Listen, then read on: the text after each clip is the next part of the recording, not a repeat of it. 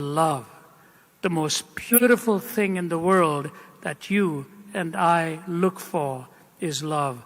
I mean, you've heard the joke, haven't you? What do you get when you hear a country music song playing backwards? Well, you get your pickup truck back, you get your house back, you get this back, you get that back. All of country music is on love and it's on romance. My wife and I have been married for 47 years. Yeah.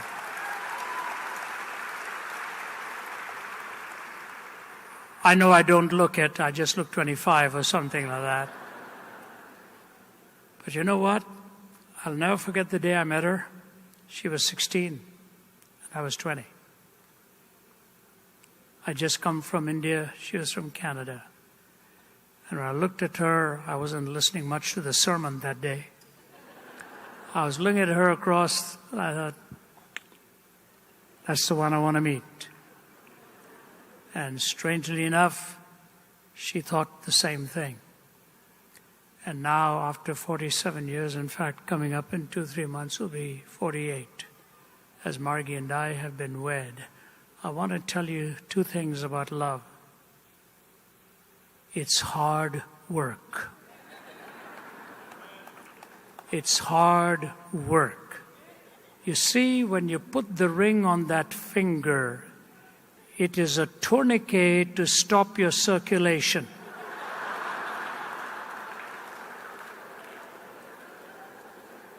When you say yes to her, you're really saying no to everyone else. Do you realize it's the greatest compliment you pay a human being when you take them at their word when they say, I do? Do you realize that? Young people, let me tell you something. G.K. Chesterton put it this way. Free love is a black and white contradiction in 2 words. Love was never intended to be free.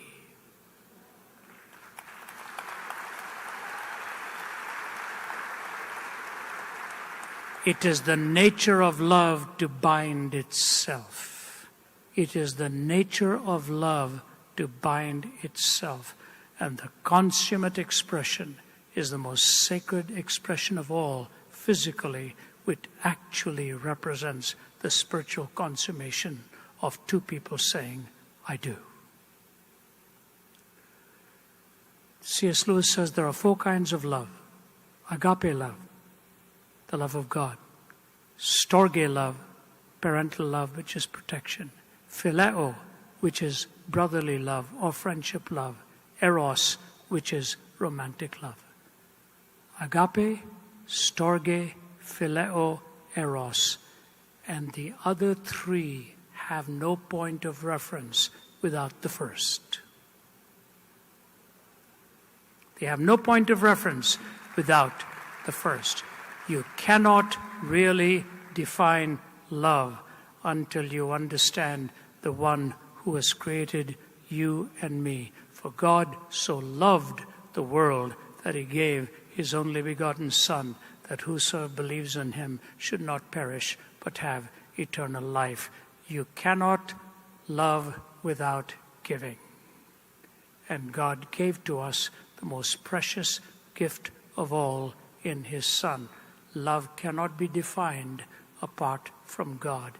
And if our culture is messed up, it's messed up right here. We have no longer a definition or a point of reference for love. You love your car, you love your house, you love your dog, you love blue, you love Italian food, you love Indian food, you love your wife. Same word. Not so for the Greeks. They had agape, storge, phileo, eros, and the last 3 hung on the peg of the first.